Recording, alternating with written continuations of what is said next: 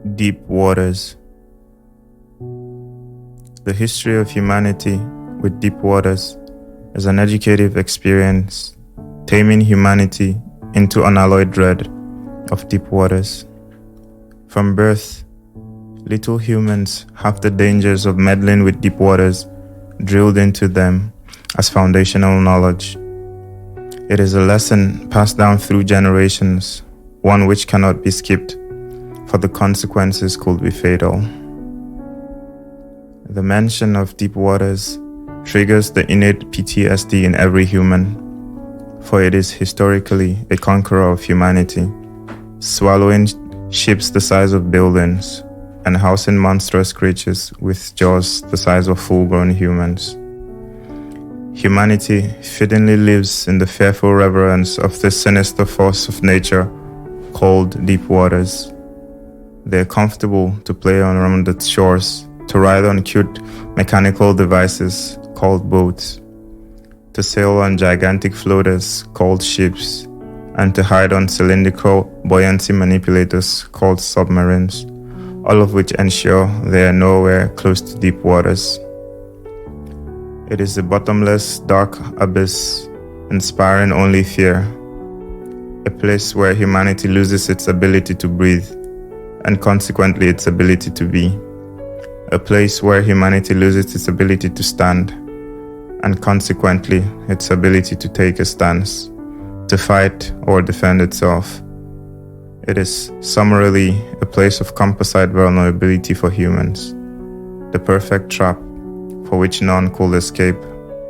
It immobilizes, suffocates, or alternatively, presents humans as sumptuous meals to its array of nightmarish creatures to feast off at their preferences.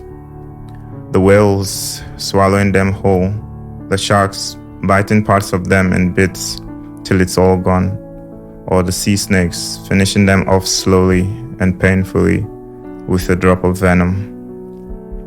For humanity, it is great wisdom to be wary of deep waters.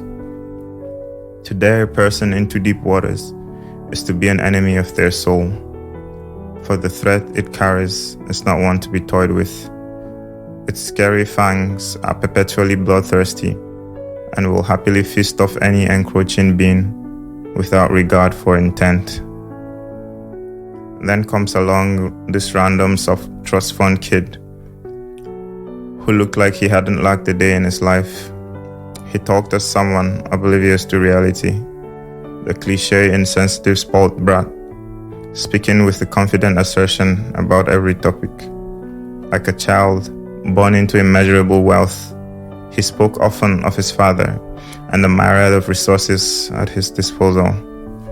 This privileged, overindulgent rascal came offering invitations to what many envious listeners imagined to be another fancy high-class party for the affluent to show off their wealth and inevitably turn away the poor at the gates. But upon a more attentive look on the invitation, it was to no whimsical party, nor to a gathering of the wealthy. It was an inexplicable invitation to deep waters, an infuriating offer to the listeners. For not only has this little wretch not shut up about his endless wealth, he dares to suggest them into deep waters, as if to taunt them, saying death is all they deserve, for that is the unavoidable outcome of stepping into deep waters.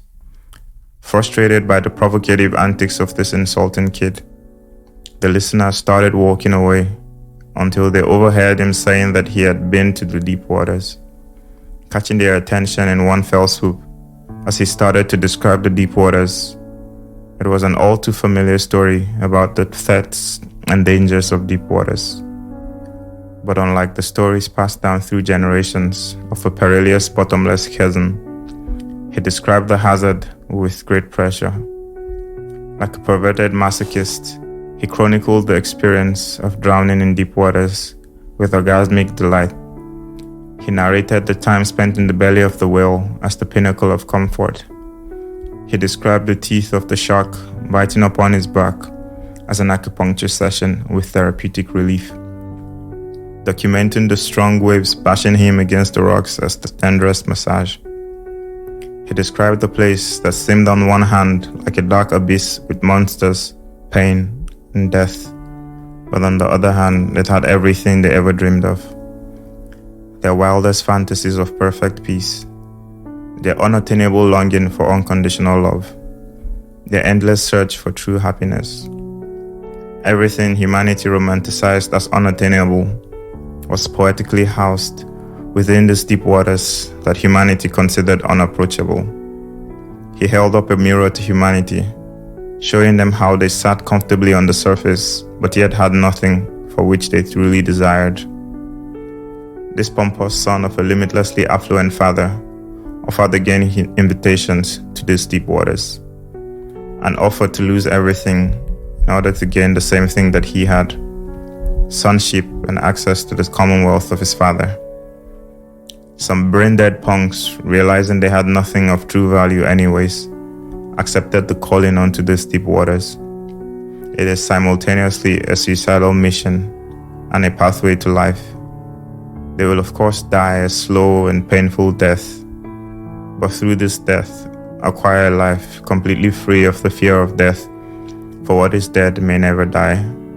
They will acquire life abounding in peace, for there is no wave big enough, no storm wild enough, no current strong enough to trouble that who has been through the belly of deep waters. A life free of addiction, for they have their anchor in deep waters, and nothing else on the surface can tie them down. The deep waters is a place of yielding, a place of leaning entirely upon Jesus, for there are no other options, no ground for the feet to land on, no trees for the hand to hold on to. In deep waters, all their privileges are lost, but at the same time, all their handicap. It is a great equalizer, equating both the rich and the poor, the strong and the weak alike. It is no respecter of prestige or reputation.